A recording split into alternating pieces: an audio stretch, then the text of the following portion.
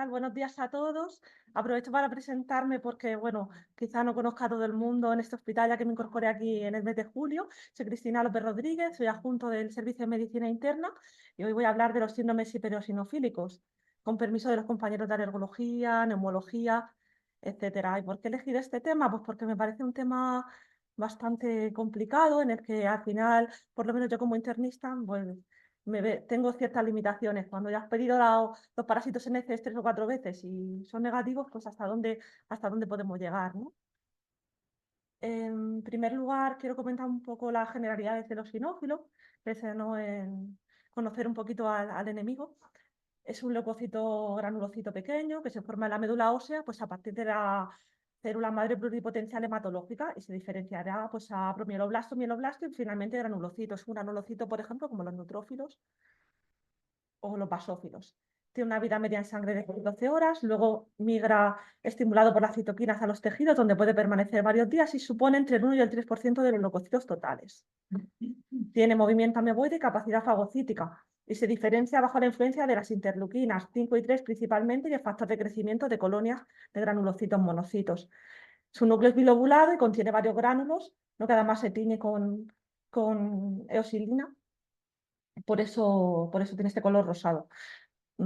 Esos gránulos pues, tienen sustancias citotóxicas, las más importantes son la proteína básica mayor, proteína catiónica del eosinófilo, peroxidasa del eosinófilo, neurotoxina y otros mediadores. Las funciones no son del todo bien conocidas, nosotros es verdad que lo asociamos a su intervención en las infecciones parasitarias y en las reacciones alérgicas y de hipersensibilidad, pero se sabe que tiene otras funciones, pues como fagocitosis, regulación de la respuesta alérgica, también función citotóxica directa sobre otros microorganismos no fagocitables y reparación y remodelación tisular. En esta imagen, perdonadme el copyright, pues vemos cómo se diferencia pues, el promielocito, mielocito, metamielocito en la médula hasta el eosinófilo que luego migrará pues, estimulado por las citoquinas. En esta ilustración pues, podemos ver un poco todas las funciones de este eosinófilo, ¿no? Que es capaz pues, de activar células dendríticas, de aumentar la supervivencia de los plasmablastos en la médula ósea, estimular células B para incrementar la producción de IgM, colaborar con los linfocitos colaboradores mediante coestimulación, activar neutrófilos y participar en la respuesta de degranulación de los mastocitos. En cuanto a qué quería poner unas definiciones, ¿no? Porque no tenemos muy claro qué es la eosinofilia, qué es la hipereosinofilia. Entonces, según la OMS, la eosinofilia es la presencia de un recuento de eosinófilos de sangre periférica mayor de 500 células por microlitro. Muchas veces tendemos los médicos a hablar del porcentaje, ¿no? Y referirnos al porcentaje. La OMS pues recalca que tiene que ser el número absoluto de células y define la hipereosinofilia como un recuento absoluto mayor de 1500, que tiene que estar en dos determinaciones separadas un mes y que tiene que haber una demostración de infiltración tisular patológica, ya sea en la biopsia de médula con un 20%, mayor de un 20% de eosinófilos o una infiltración tisular extensa valorada por un patólogo en cualquier biopsia. Luego, en cuanto a la presencia de proteínas de degranulación, pues eso solo se puede hacer en centros expertos con microscopía óptica y normalmente pues, sería ante casos dudosos en los que no podemos detectar esa sinofilia en la biopsia. El síndrome hipereosinofílico fue descrito por primera vez por el doctor Chusi en 1975 en un grupo de 14 pacientes que tenía con eosinofilia y manifestaciones sistémicas diversas. Posteriormente, la OMS desarrolló sus criterios diagnósticos en los que tenía que haber una eosinofilia mayor de 1500, como hemos dicho, que persiste más de 6 meses, evidencia de daño tisular y descartar otras causas secundarias de eosinofilia. El síndrome hipereosinofílico pues, tiene una incidencia aproximada de 0,2-0,5 casos por cada 100.000 habitantes, es decir, es un síndrome muy raro, que se suele dar en la edad media de la vida, entre los 40 y los 65 años, con una proporción hombre-mujer de 2:1. En cuanto a la mortalidad, pues he buscado en varias series, al final no he encontrado mucha variabilidad por el hecho de que, como posteriormente veremos, hay algunas que son de origen clonal hematológico, por lo tanto son neoplasias hematológicas y otras no. Por lo tanto, por ejemplo, en la leucemia eosinófila crónica, pues la mediana de supervivencia son 22 meses, pero en el síndrome hipereosinófilico idiopático, pues ahora mismo tenemos supervivencias en torno al 80% a los 5 años. ¿Cuáles serían los mecanismos de la eosinofilia? ¿Por qué se produce? Pues se reconocen 4 mecanismos. Lo primero es la expansión policlonal, que es la que se produce cuando tenemos una eosinofilia secundaria o reactiva, porque los linfocitos T colaboradores y las células linfoides innatas tipo 2 producen esa interleuquina 5, que es el principal estímulo para el eosinófilo para proliferar en la médula, ante estímulos como los alergenos, infecciones, tumores u otras enfermedades organoespecíficas. Luego la expansión clonal, que es la que se produce en la neoplasia mieloide, donde se produce una mutación a nivel de la célula pluripotencial que al final pues, desarrolla un eosinófilo que es tumoral. En cuanto al tráfico alterado, pues normalmente ocurre las eosinofilias medicamentosas porque se altera el equilibrio de las citoquinas, se producen demasiadas moléculas de adhesión y eso pues produce al final que haya una migración masiva de eosinófilos a los tejidos. Y luego se cree que también la interleuquina 5 inhibe la apoptosis del eosinófilo, en que por lo tanto pues, su supervivencia está incrementada en estos casos y hace que al final haya una acumulación disculpadme, en sangre del eosinófilo. ¿Y cuáles son los mecanismos del daño tisular? Que es el que nos provoca todas las manifestaciones. Pues la liberación del contenido de subgránulos, que hemos dicho que tiene esas proteínas que son directamente citotóxicas, mediadores lipídicos, como leucotrienos o factor activador plaquetario, provocan remodelado y tienen un papel muy importante en la trombosis vascular, que es una de las manifestaciones más graves del síndrome hipereosinófilo. Y luego, pues la liberación de citoquinas, ¿no? Factores estimulantes de colonias, interleuquinas, etcétera, que perpetúan la inflamación, promueven la fibrosis y atraen más células eosinófilos y otras células inmunitarias, como los linfocitos, a los tejidos. En cuanto a la clasificación, pues la OMS tenía una clasificación muy bonita hasta 2022, que lo clasificaba en neoplasias mieloides, síndrome hipereosinofílico linfoide, síndromes de solapamiento, y aquí es donde metía la granulomatosis eosinofílica con poliangeitis y la esofagitis eosinofílica y la neumonía eosinófila crónica. Los metía como aparte, no eran causas secundarias, era un apartado más del síndrome hipereosinofílico que estaba pues un poquito descolocado. Luego además añadía enfermedades asociadas a síndrome a hipereosinofilia, como pueden ser pues muchas inmunodeficiencias primarias, síndrome de Job, hiper-IgE, síndrome autoinmune linfoproliferativo, la sarcoidosis, y también las englobaba en estas enfermedades asociadas, en las que podías encontrar hipereosinofilia, pero la enfermedad tenía su propia entidad. Luego el síndrome hipereosinofílico familiar, que es un síndrome hereditario, autosómico dominante, ¿no? Normalmente por mutaciones en el brazo corto del cromosoma 5, aunque suele haber otros genes implicados, y en los que pues, es en principio fácil de identificar porque puede haber antecedentes familiares, ¿no? Y luego el síndrome hipereosinofílico idiopático como una entidad propia. Pero con los avances científicos en cuanto a citometría de flujo y genética, pues en 2022 cambió la clasificación. Hicieron una clasificación que es muchísimo más hematológica. Perdonad por la tabla que se ve muy poco, pero porque se han descubierto cientos de mutaciones. Por lo tanto, lo clasifica desde una perspectiva más hematológica según las mutaciones que encontramos tanto en sangre periférica como en médula ósea. De tal forma que sigue manteniendo las neoplasias mieloides linfoides con eosinofilia, con toda su variabilidad genética, la leucemia eosinofílica crónica y luego el síndrome hipereosinofílico idiopático. Y saca la JEPA, por ejemplo, la esofagitis eosinofílica, las enfermedades limitadas a un solo órgano, las saca y las engloba todas como secundarios. Que quizá eso pues, facilite las cosas a la hora de manejarlo, de tal forma que las equipara, por ejemplo, pues, a las infecciones helmínticas, a otras enfermedades autoinmunes, al síndrome hipereosinofílico secundario a medicación y a las inmunodeficiencias.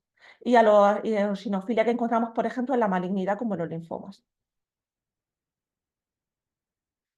Las manifestaciones clínicas pues, son muy variadas.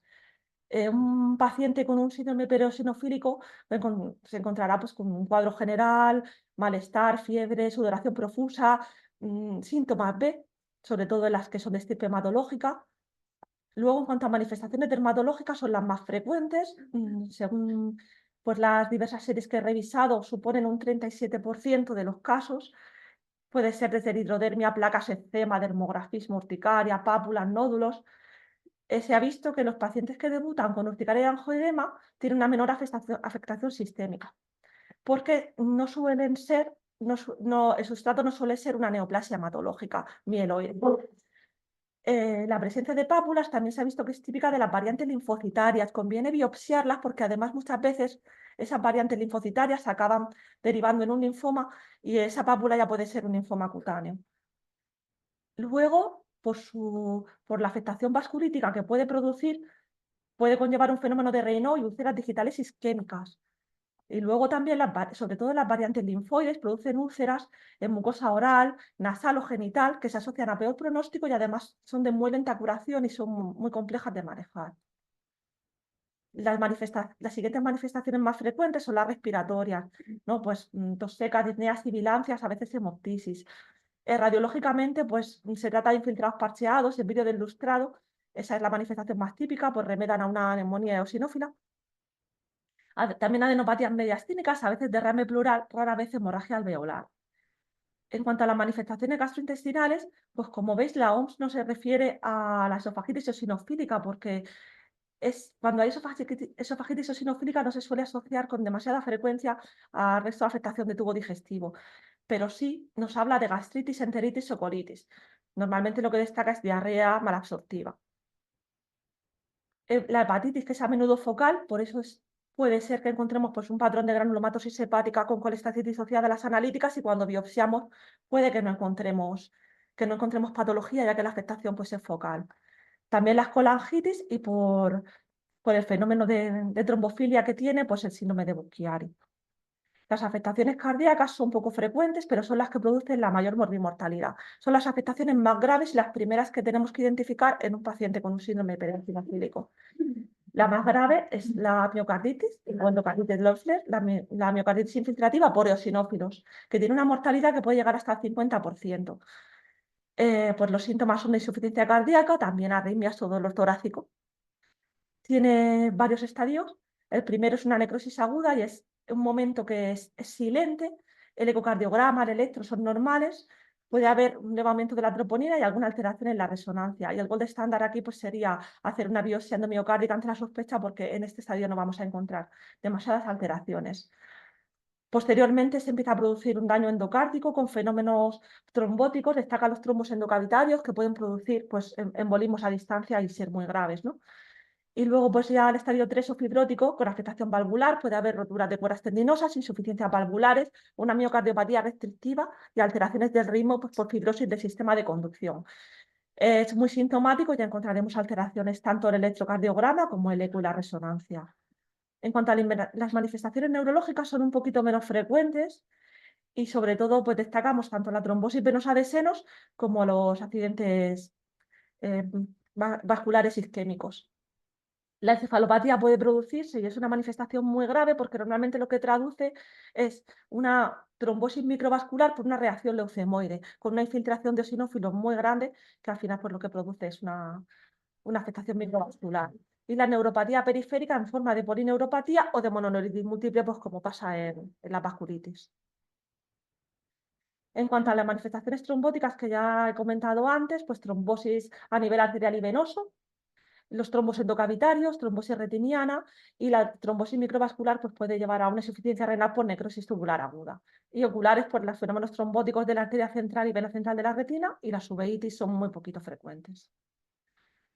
Pues, por ejemplo, una imagen de angioedema, una imagen de eczema son las manifestaciones más frecuentes. Pápulas, eritrodermia, nódulos, una resonancia magnética, por ejemplo, cardíaca en esta imagen, donde vemos todo el realce cardíaco, tras tratamiento la mejoría. Esto es de una serie de 6 casos de síndrome pereosinofílico con afectación miocárdica. En cuanto al diagnóstico, pues la OMS nos recomienda seguir ciertos pasos, porque cuando nos enfrentamos a un paciente que llega a la consulta con eosinofilia, que es algo bastante frecuente, pues no sabemos si la cifra es muy importante, si no es importante, hasta dónde tenemos que llegar con el paciente, ¿no? Entonces, lo primero es buscar los signos de alarma, establecer la gravedad del caso. No es lo mismo un paciente que tenga una hiperosinofilia marcada con infiltración tisular que ponga en peligro su vida que un paciente pues, que tiene una eosinofilia discreta en el contexto pues, de un asma o de una atopia y que no vamos a llegar más allá, ¿no? Luego, determinar si estamos ante una hipereosinofilia o no. Cuando los pacientes tienen menos de 1.500 eosinófilos, suele corresponderse con patologías más benignas. Y normalmente con un estudio básico, una buena anamnesis, exploración física, repaso de su medicación, antecedentes epidemiológicos, suele bastar. Los pacientes que tienen más de 1.500 células merecen un estudio más detallado. Y los pacientes con más de 50.000 eosinófilos suelen asociar síntomas graves y hay que descartar el origen clonal, incluso conviene hospitalizar. En cuanto al estudio básico, pues una analítica básica, un frotis para descartar blastos, radiografía de tórax para descartar infiltrados, un electrocardiograma y ya pues empezar a descartar las causas secundarias. Preguntar por los antecedentes, revisar la medicación. Hay muchas tablas de medicación que produce eosinofilia, que es casi toda. Tampoco por eso lo he añadido aquí, porque es muy extenso. Los antecedentes epidemiológicos, el origen del paciente, ¿no? Pues para ver si tiene riesgo de estar infectado por el mintos y considerar, pues, esos antecedentes familiares, posibilidades de colagenosis o de riesgo de enfermedad de VIH. El paso 3, la detección del daño orgánico, basándonos en la historia clínica. Mm, Descartar el daño cardíaco, troponina, ProBNP, electrocardiograma, eco y Holter, siempre guiados por la historia clínica, no empezar a disparar pruebas sin sentido, ¿no? La resonancia cardíaca si vemos que tiene alteraciones cardíacas, el TAC de alta resolución de tórax, TAC de otras localizaciones, si pensamos, por ejemplo, que pueda tener fenómenos embólicos, pues renales o esplénicos, pruebas funcionales respiratorias, pruebas de neuroimagen o neurofisiología, es muy importante biopsias del órgano afecto, no perdonar las biopsias, ¿no? Y luego diferenciar el síndrome pereosinofílico primario o clonal del secundario o del idiopático, ¿no? Pistas que nos pueden llevar a pensar que nuestro paciente tiene un síndrome hipereosinofílico primario clonal. Lo primero, normalmente el número de eosinófilos será mucho más elevado. En el frotis de sangre periférica podemos encontrar blastos. Los niveles de B12 estarán elevados, no, normalmente mayor de 2000. La triptasa también puede estar elevada. Hay que cuantificar las inmunoglobulinas, sobre todo, especialmente la inmunoglobulina E. Cuando tenemos alta sospecha de que estemos ante un síndrome pereosinofílico primario clonal, tenemos que pasar a los estudios específicos en sangre o médula ósea, que lo llevarán a cabo los compañeros de hematología. Hay mutaciones que se pueden pedir en sangre periférica, hay otras mutaciones que tienen que ser en médula. Y un inmunofenotipo para descartar las variantes linfoides y ver que haya la presencia de linfocitos T aberrantes. Este es un algoritmo diagnóstico que está en la revista de Alergología e Inmunología Clínica, que tiene un metaanálisis en 2018 muy bueno acerca del síndrome pereosinofílico. Habla de los estudios coproparasitológicos, no tenemos que repetirlos de manera indefinida hasta el infinito. Con una vez, si no hay antecedente epidemiológico, es suficiente. También podemos pedir la IgG de estrongiloides, que además recomiendan pedirla siempre por el hecho de que cuando vamos a inmunodeprimir al paciente no hagamos una hiperinfestación. Los test de función pulmonar y todos los test dirigidos pues, según el órgano afecto. En cuanto al tratamiento, tenemos que dividir otra vez entre las variantes clonales, las variantes linfoides y el síndrome pereosinofílico idiopático. Lo que recomienda siempre la OMS, que valoremos el tratamiento de estrongiloides con ivermectina, con una dosis única y luego repetida a los 14 días. Es verdad que si el paciente pues, es una persona añosa, que no tengamos ninguna sospecha de que haya podido tener contacto con estrongiloides, pues no hace falta. Pero en esos pacientes, ante la duda, tratarlo. En cuanto a las variantes clonales o mieloides, recomienda iniciar siempre con corticoides porque para controlar el daño sistémico va a ser el fármaco más rápido, ¿no? No he encontrado en ninguna información en que compare la dosis de 1 miligramo kilo con los pulsos. Supongo que si tenemos un paciente muy grave, yo me inclinaría por los pulsos, pero no he encontrado ningún estudio que compare los pulsos con la dosis de miligramo kilo cada 24 horas. la duración variable dependiendo de la respuesta del paciente, pero en las variantes mieloides te recomienda hacer una reducción, un tapering más rápido. ¿Por qué? Para iniciar imatinib. En cuanto a la hidroxiurea, que es un fármaco que siempre hemos usado para las neoplasias hematológicas proliferativas, pues bueno, ayuda al control sintomático, pero no mejora la supervivencia. Cuando al final tenemos cifras muy altas, pues es verdad que controla la proliferación de linfocitos y eosinófilos por un mecanismo relativamente desconocido, pero no mejora la supervivencia. Los pacientes que tienen una mutación JAK2 positivo sí se benefician de iniciar fármacos anti-JAK2. En principio ellos usan ruxolitinib. Y en cuanto al trasplante de médula ósea, pues bueno, siempre hemos visto que las enfermedades hematológicas, si el paciente pues es menor de 65 hasta 70 años estar haciendo ahora, es candidato a un trasplante de médula ósea, pero en el síndrome hipereosinofílico hay muy escasa experiencia. Lo que he publicado son solo casos aislados, con unas remisiones pues entre los 8 y los 40 meses, también muy variables.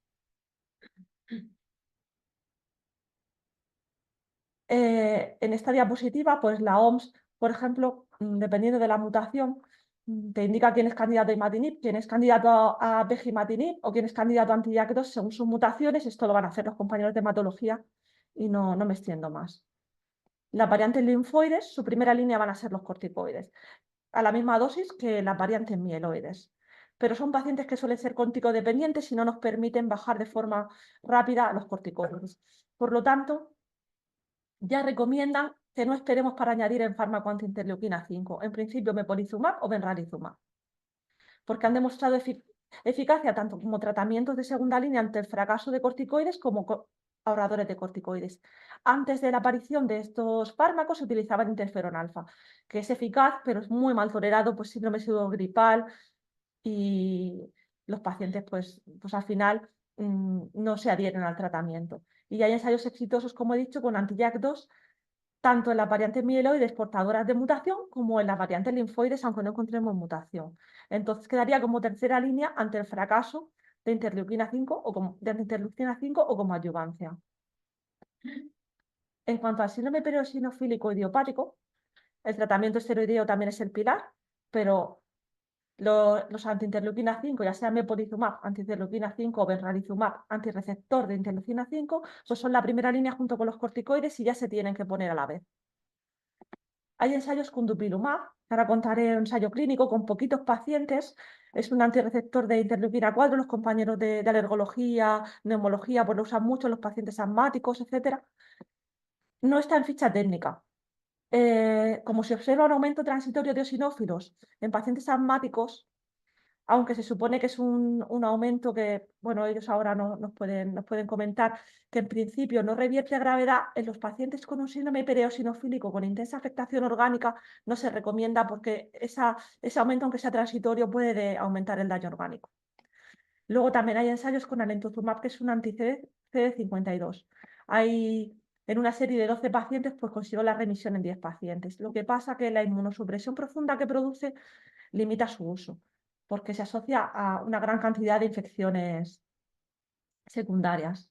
Vemos que el eosinófilo en esta ilustración pues tiene muchísimas dianas, ¿no? Aquí tenemos los anti-interleucina 5, los antitiroxina quinasa, tanto la tirosina quinasa 2 como los JAK, eh, el pemigatinib en la mutación más frecuente de las variantes mieloides, el imatinib también en la mutación BCR-ABL, es decir, que tenemos muchísimas dianas terapéuticas sobre las que actuar y a veces conviene pues, combinar varias para llevar a nuestro paciente a la remisión completa.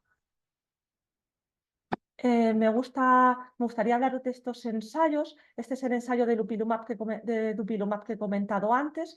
Es un ensayo con poquitos pacientes. Es cierto que sí se consiguió la remisión en un 80% de los casos, pero el 20% de los casos restantes tuvieron que abandonar el tratamiento porque esa hipereosinofilia producida por el fármaco fue lo suficientemente importante como para causar empeoramiento, deterioro de la clínica del paciente. El ensayo más grande que tenemos de mepolizumab es este ensayo que reclutó a 154 pacientes, de los cuales se pudieron aleatorizar 102. Se aleatorizaron en brazos simétricos y el endpoint primario, que era en pacientes que habían remitido con corticoide, la reducción de las recidivas, pues consiguió un 54% de reducción de flares o recidivas, que era el endpoint primario, más luego otros endpoints pues como mejoría de la calidad de vida, de los síntomas generales, etcétera. Por lo tanto, ahora mismo mepolizumab es el fármaco de elección en el paciente con un síndrome hipereosinofílico idiopático. Luego pues, tenemos dos revisiones sistemáticas y metaanálisis sobre mepolizumab, pues que ya lo ponen como primera opción. Relatan muchísimas series de casos con una mejoría espectacular, y de hecho la supervivencia pues, es ya del 80% a los 5 años en la mayoría de las series. En cuanto a benralizumab, que es un fármaco que también se usa y también usan mucho los compañeros de alergología, si no me equivoco, que es un fármaco antirreceptor de interleuquina 5. En el síndrome hipereosinofílico las series son más pequeñas. Aquí tenemos una serie de 20 pacientes y aquí tenemos una serie de 12 pacientes. Pero también la respuesta es similar a mepolizumab, con una respuesta muy buena con pocos efectos secundarios. Como es un fármaco que se ha empezado a usar después, pues todavía no está en ficha técnica. En cuanto al entuzumab, pues aquí tenemos también una serie pequeñita, ¿vale? De seis casos presentados por los cardiólogos en cuanto a la remisión con alentuzumab de miocarditis hipereosinofílica que había fracasado con antiinterleuquina 5. Y es cierto que de ahí saqué la imagen anterior de la resonancia cardíaca, y sí es cierto que los 6 casos llegaron a la remisión de la enfermedad. Como conclusión, pues que los síndromes hipereosinofílicos son entidades muy complejas, que son poco frecuentes, que tienen una etiología y forma de presentación muy variada y suponen para nosotros un desafío diagnóstico. Cuando ese paciente llega a la consulta no sabemos hasta dónde podemos llegar, si estamos ante un síndrome hipereosinofílico o realmente pues, una eosinofilia sin importancia.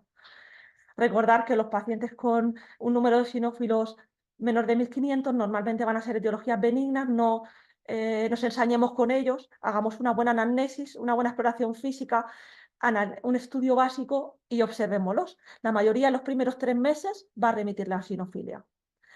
En cuanto a los pacientes con más de 1500 eosinófilos, no podemos olvidar que puede tratarse de un síndrome hipereosinofílico, ya sea clonal o no, con lo cual pues tenemos que comenzar el estudio hematológico, fijarnos bien en pistas que nos pueda dar la triptasa, la elevación de vitamina B12, un seguimiento más estrecho, y los pacientes que tienen una hipereosinofilia muy marcada, esos pacientes es altamente probable que nos encontremos ante un síndrome hipereosinofílico idiopático o un síndrome hipereosinofílico clonal que pone en peligro su vida, y esos pacientes pues hay que tratarlos de manera rápida.